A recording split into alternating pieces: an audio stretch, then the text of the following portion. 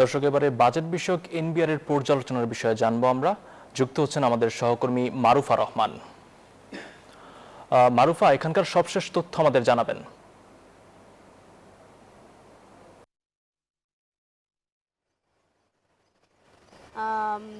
আনুমানিক 10টা কিছুক্ষণ পরে বাজেট পর্যালোচনার এনবিআর এর যে সভাটি সেটি চলছে এবং ব্রিফিং সেশন এই মুহূর্তে চলছে বলে আমরা জানতে পেরেছি।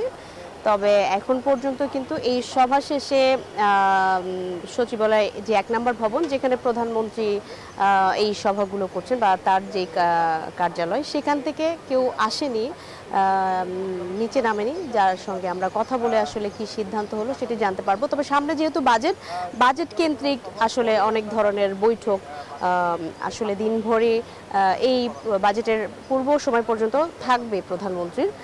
এছাড়া সকালে একটি সৌজন্য সাক্ষাৎ করেছে প্রধানমন্ত্রী এবং এই যে সভাটি হবে বাজেট বিষয়ক এনবিআর এর পর্যালোচনা এবং ব্রিফিং সেশন, সেই সভাটির পরে এই মন্ত্রী পরিষদ বিভাগ সচিবালয়ে আরও একটি সৌজন্য সাক্ষাৎ রয়েছে, সেটি দুপুর 2টার সময় হওয়ার কথা রয়েছে। এরপর বিকেল 3টায় আরও একটি সৌজন্য সাক্ষাৎ রয়েছে প্রধানমন্ত্রীর সঙ্গে কোনো একজন বিশেষ ব্যক্তির, এবং বিকেল 4টার সময় ঢাকা মহানগরে যে যানজট নিরসন এবং ট্রাফিক ব্যবস্থাপনা বিষয়ক সভা, তার দ্বিতীয় সভা আজকে হবার কথা রয়েছে এবং সেটিও মন্ত্রী পরিষদ বিভাগ সচিবালয়ে হবে। এবং সন্ধ্যে 7টার সময় আরও একটি সৌজন্য সাক্ষাৎ রয়েছে সচিবালয়ে, এবং একই সাথে সচিবালয়ে সন্ধ্যা 7টা থেকে 8:30টায় অর্থমন্ত্রী এবং পুঁজিবাজার বিষয়ক বিশেষ সহকারী তানভীর গনির সঙ্গে বৈঠক রয়েছে। গতকাল আপনি যেমন দেখেছেন যে একনেকের একটি সভা হয়েছে। তো সব মিলিয়ে বাজেট কেন্দ্রিক সভাগুলোই বেশি।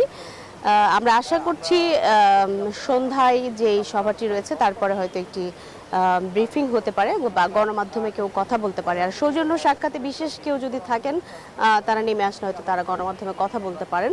তো দিনভর ব্যস্ত সময়ই কাটাচ্ছেন প্রধানমন্ত্রী। সকাল 9টা থেকেই সচিবালয়ে তার ব্যস্ততা শুরু হয়েছে। মোটামুটি এই ছিল সবশেষ তথ্য আমার কাছে। মারুফা, ধন্যবাদ আপনাকে।